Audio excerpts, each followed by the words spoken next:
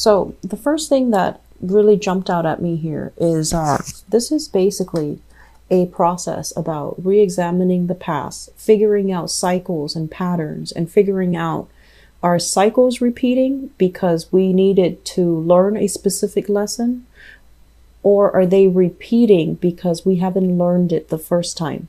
So I feel like for some of you, there is somebody in your life and you feel like, oh, it's meant to be. It's a fated karmic type of a relationship. I'm exactly where I need to be with this person, or I'm exactly where I need to be because of this job, because of this location. And so they're really telling you, like, is it really meant to be, or is it coming back around, a cycle, something similar from the past, or, similar to something from the past that is cycling back around because the lesson hasn't been learned. And so I feel like you're kind of in a space where you're taking it and running with it, and you're not really sure if it's meant to be or if it's something that you're still trying to learn. So the important lesson here, I feel, is to be really aware that some things are being recycled or some things come back in because we have to learn something from it, okay? This is a card about self-mastery. This is a card about having really a full confidence in your capabilities. And it's kind of like the idea about, knowing how much you know and then disseminating and sharing your knowledge with other people. Kind of like being in the public limelight so then you can show other people, direct other people, and kind of, I want to say, like, disseminate information so that you can lead others, or so that you can steer others in the right direction. Okay. So I feel like if some of you are in a position in your current work situation and you're dealing with the public, you're constantly in the public eye, you're constantly having to fix problems, you're constantly having to manipulate or resolve or called in to do some type of damage control, I feel like you are exactly where you're meant to be, because there is a skill that you're still learning. And I honestly feel like the skill has to do with leadership capabilities. It's almost like you're being groomed for a position of power, for a position of leadership. And once you have mastered these skills, you're not going to have to work from the bottom of the totem pole where you're dealing with financial scarcity or financial instability, or you're not going to be, that newbie where if there's a turn for the worse in the economy, you're the first that the company or the organization lets go. Okay. So I do see cycles being repeated. I see you learning from the past. And I see in the work environment, you are where you need to be, and you need to upgrade your skills. You need to show leadership. You need to show diplomacy. You need to be able to communicate very, very well. Many of you are making a living based on communication.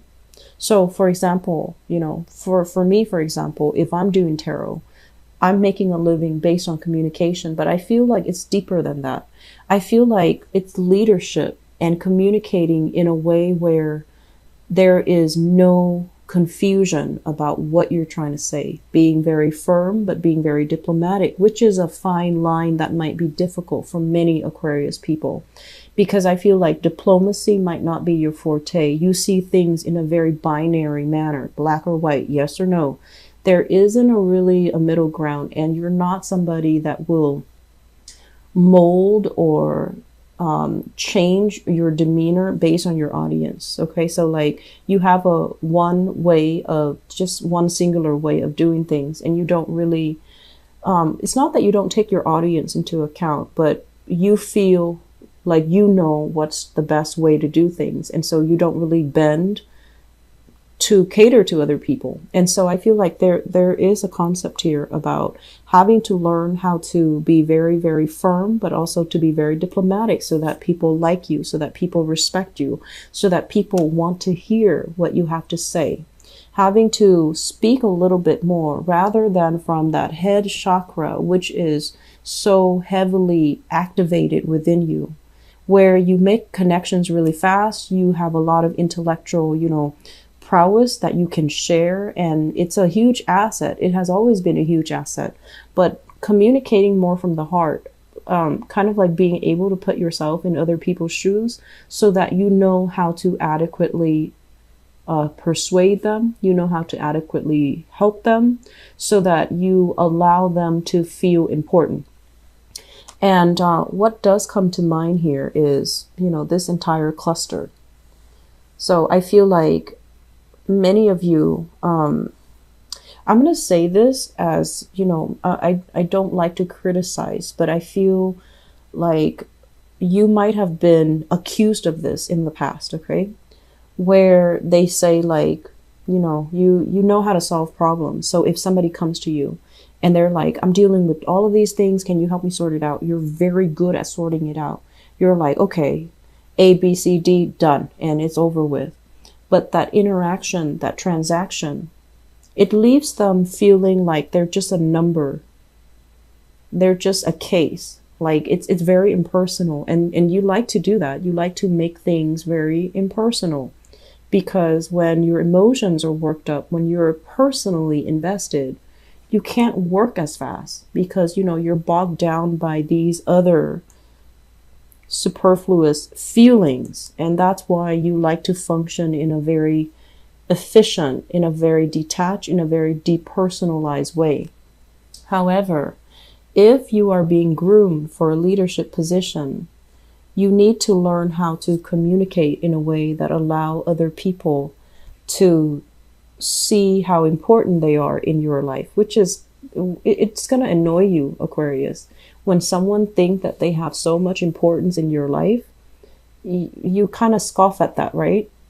And so if you're in a position of power, if you're in a position where you're being groomed to achieve a lot more, you're going to have to conform and you're going to have to change yourself just a little bit to make people feel important, to honestly make people feel that you appreciate them, make people feel wanted and needed, and make people feel that they can approach you when things go awry because you've got their back, right? So I feel like there is a massive, I guess like a strategy that you need to adopt in your work environment so that you can get yourself where you need to be, okay? This card came out here and it shows up here, King of Wands in the reverse position. Let me talk about this as an energy first. This is a card about somebody that is in a supervisory, in a managerial position. They wield a lot of power. They don't even have to, get up from their throne. They have minions doing the work for them. And when it shows up in the reverse position, you're a very hands-on type of person.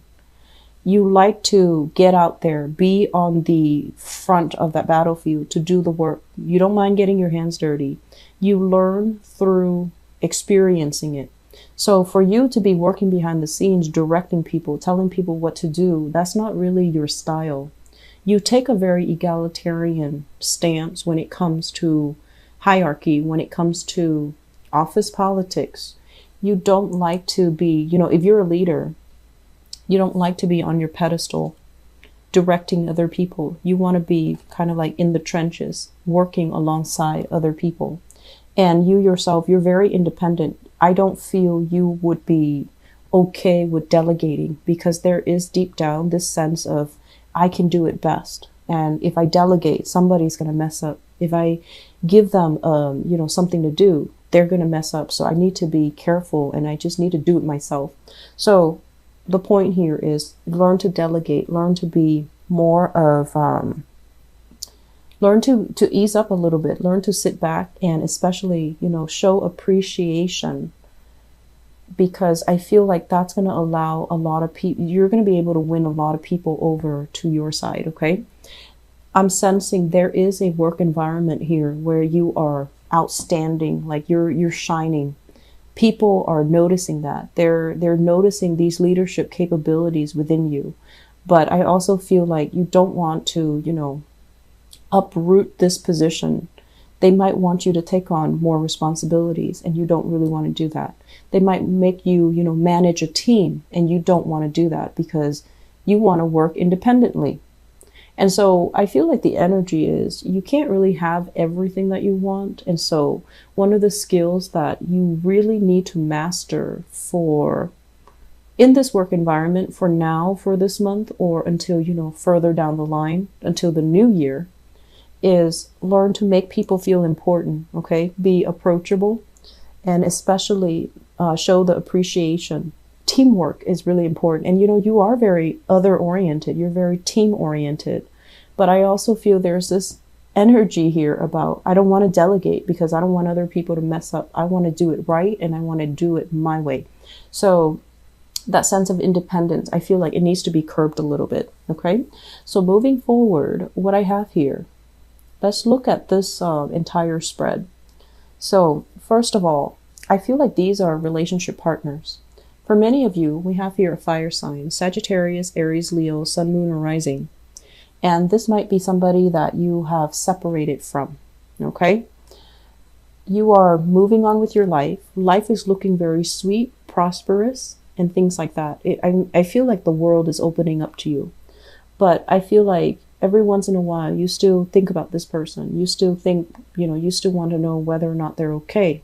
You're still very much emotionally in tune with that person, and you want them to be okay. But I feel like there was a lot of hurts and possibly betrayal in the past associated with this fire sign. It can be Sun, Moon, or Rising, and I feel like they might have made promises to you. They might have distorted the truth when they talk to you. They might have, I'm sensing like they might have just been outright deceitful. And so you've left this person behind. You have a new person coming into the picture. I have here a water sign, so Queen of Cups. Pisces, Cancer, Scorpio, Sun, Moon, or Rising, and this can be male or female. Basically, this energy is somebody who's a lot more genuine, okay? Like very sincere, loves completely, and I feel like this person is somebody that is very nurturing, very loving, very caring. They know how to rough it out when things get hard. They know how to calm you down, and they have a very stabilizing influence in your life. So many of you are involved with this person. And I'm also sensing as well that you might see a relationship with this person as something that is, it's okay, but is it the best? So once again, we're trying to figure out, how is this going to work? There might be an element of distance between the two of you. There might be like a lot of obligations from their end. I'm sensing you're dealing with somebody who is like very emotionally up and down. Okay, they might have a lot of things they're juggling. They might have 2 jobs. They might have a lot of financial responsibilities. And so it's hard for the two of you to form a relationship together. I'm feeling as well with this Queen of Cups, it could also be your energy for this month where you're feeling very proud of yourself. You're feeling of your proud accomplishments. You're feeling, really good about the positive reception and the attention that you're getting in the work environment, but your financial situation, your money, is not like, it's not comparable to all the skills, all the knowledge, all the good work that you bring to this work environment. So I feel like you might be shortchanged financially. You're putting in a lot of work. You're very irreplaceable, but financially, you're not being compensated what you feel you deserve. Okay, so I also feel a little bit of a slowdown for this month. Okay, so if we have here an earth sign, a fire sign, Sagittarius, Aries, or Leo, there might be financial discussions between you and them.